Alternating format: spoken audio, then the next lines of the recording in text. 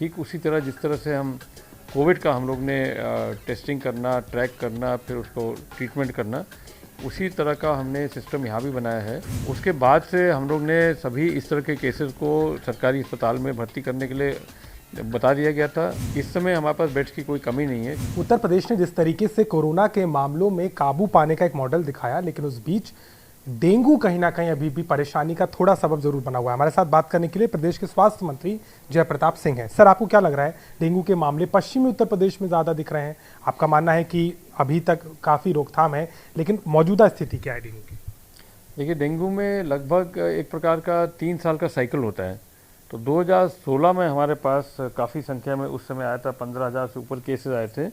17 में बिल्कुल कम हो गया था, 18 में कम हो गया था, और फिर 19 में हमारे पास 10,600 कुछ लगभग केस आए थे।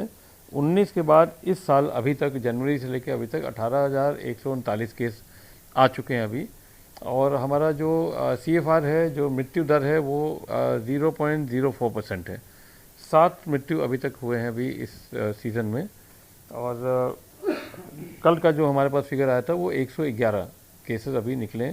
4-5 जनपद हैं जिसमें ज़्यादा संख्या में माने जिसमें अभी संख्या कुछ आती रहती हैं, जिसमें आपके फिरोज़ाबाद भी है, और फिरोज़ाबाद है, कन्नौज है, मेरठ है, लखनऊ है, झांसी है। इनमें अभी भी थोड़े से केसेस निकल रहे हैं।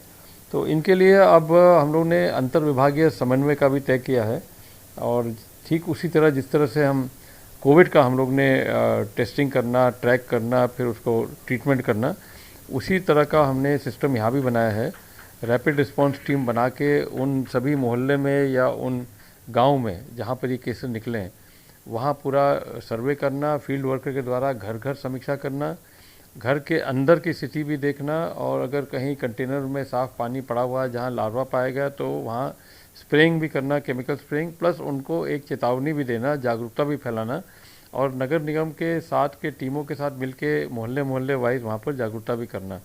ये लगातार हमारा जब से इस साल का सीज़न में अधिक बरसात होने के नाते ये सब बीमारियाँ उत्पन्न हुई है, तब से इसको और आगे हम लोग बढ़ा रहे हैं। सर, पिछले दिनों अगर आप फिरोजाबाद की बात करें, कन्नौज, कासगंज, और हम पश्चिम की तरफ जाएं तो सहारनपुर, मेरठ, वहां पर भी कई जगह मामले सामने आ रहे हैं। बेड्स को लेकर के क्या स्थिति, और कई जगह प्राइवेट अस्पतालों का जो नेक्सस दिख रहा था उसको आपने कैसे रोका है?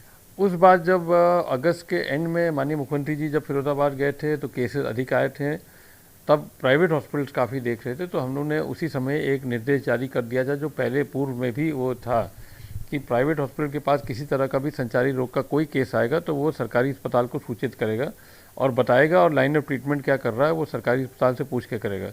उसके बाद से हम लोग ने सभी इस तरह के केसेस को सरकारी अस्पताल में भर्ती करने के लिए बता दिया गया था, और ख़ास करके उन पश्चिम जनपदों में जहाँ पर केस अधिक निकले थे, मेडिकल कॉलेज, जिला अस्पताल, CHC लेवल तक हम लोग ने ट्रीटमेंट करना शुरू कर दिया था।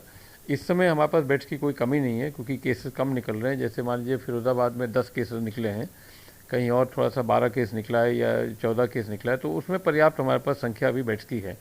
और अब काफ़ी माने ये जो अंतर विभागीय समन्वय करके और रैपिड रिस्पॉन्स टीम और घरों का सर्वे, जागरूकता करना, स्प्रेइंग करना, फॉगिंग करना, इस सब को लेके जो लगातार अगस्त के बाद से जो कर रहे हैं, उसमें काफ़ी चीज़ें कंट्रोल हो रहे हैं। अब जो भी केस निकल रहा है उनका ट्रीटमेंट हो रहा है, और वो स्वस्थ भी निकल रहे हैं, उसमें अब मृत्यु नहीं हो रहा है। सर, अब तक कुल कितनी मृत्यु हो चुकी है? क्योंकि पहले हमारी आपसे बात हुई तो आपने बताया था कि डेंगू का केस कंफर्म होने पर ही उसे दर्ज किया जाता है। जी, तो जो बाकड़ी जो सीएमओ लेवल पे आंकड़े आ रहे हैं वो वराई क्यों कर रहे हैं? नहीं, कोई CMO के लेवल आंकड़े नहीं। हमारा सर्वेलेंस स्टेट लेवल का सर्वेलेंस टीम बना हुआ है।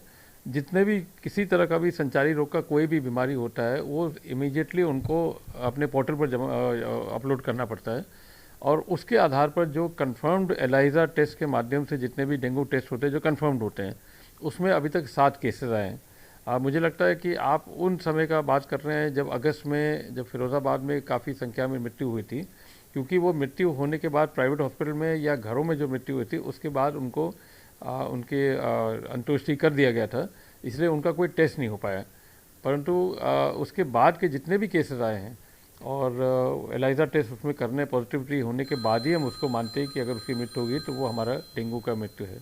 सर, कोविड के मुकाबले देखें तो डेंगू की स्थिति यूपी में अभी भी चिंताजनक है। उम्मीद कर रहे हैं इसके रोकथाम कोविड के मुकाबले कब तक उस लेवल पर हो पाएगी? हो जाएगा। इधर मौसम का भी परिवर्तन हो रहा है, अधिक बीच बीच में आपने देखा था बहुत भारी वर्षा हो रही थी, जल जमाव कई नगर निगम में भी थे, नगर पालिकाओं में थे। ये सब का जो हमने अभी आपको बताया अंतर विभागीय समन्वय से इसका सफाई जब हो चुका है, अब धीरे धीरे केसेस हमारे बहुत कम होते जा रहे हैं और हमको लगता है इसी महीने या 15 नवंबर तक सब लगभग सब समाप्त हो जाएगा, ज़्यादा केसेस अब नहीं आएंगे। साफ तौर पर यूपी के स्वास्थ्य मंत्री का कहना है कि यूपी में भले ही डेंगू के मामले अभी भी आ रहे हों, लेकिन उनकी रफ्तार नवंबर के बीच तक थमने की उम्मीद है। सरकार ने पूरी तरीके से इसके इलाज के लिए अलग अलग जगहों पर व्यवस्था की है और साथ ही मृत्यु दर की बात करें तो वो सिंगल डिजिट में यूपी में फिलहाल मौजूद है। लखनऊ से कैमरामैन के साथ अभिषेक मिश्रा।